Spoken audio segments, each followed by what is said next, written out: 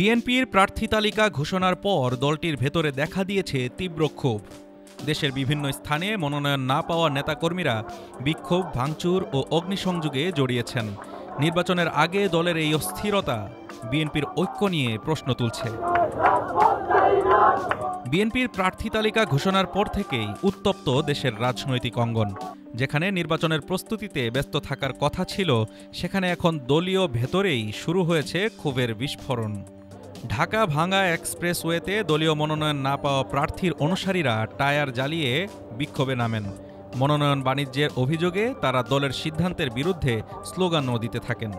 রাজশাহী, খুলনা, চট্টগ্রাম, কুমিল্লা, মাগুরা, নরসিংদী প্রায় প্রতিটি অঞ্চলেই দেখা দিয়েছে একই দৃশ্য। মনোনয়ন বঞ্চিতরা স্থানীয় কার্যালয়ে ভাঙচুর, ব্যানার ছেঁড়া আর অবস্থান কর্মসূচিতে অংশ নেন।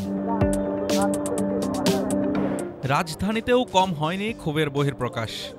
নাইটিঙ্গেল মোড় থেকে নয়াপল্টন পর্যন্ত বিক্ষোভকারীরা সড়ক অবরোধ করে স্লোগান দেন।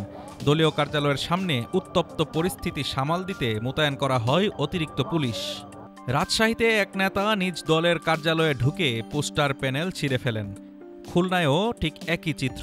মনোনয়ন বঞ্চিতরা দলীয় সভার সামনে অবস্থান নিয়ে জবাব চান নেতৃত্বের কাছে।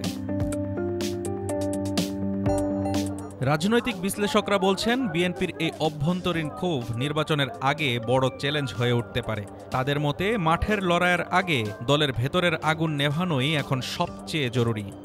অন্যদিকে বিএনপির কেন্দ্রীয় নেতারা বলছেন, মনোনয়ন না পাওয়া মানেই রাজনীতি থেকে বাদ নয়। তাদের দাবি, মনোনয়ন দেওয়া হয়েছে যাচাই বাছাইয়ের পর, আর দল এখন ঐক্য গঠনের দিকেই মনোযোগী। বিএনপি এবার নতুন নেতৃত্ব ও তরুণ প্রার্থীদের প্রাধান্য দিতে চাইছে।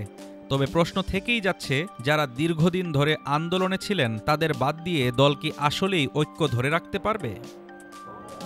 মনোনয়ন বঞ্চিতদের ক্ষোভ হয়তো সাময়িক, কিন্তু এই আগুন যদি দ্রুত নেভানো না যায়, তাহলে নির্বাচনের ময়দানে ঐক্যের পতাকা উড়ানো কঠিন হবে বিএনপির জন্য। Desk report, Dhaka today.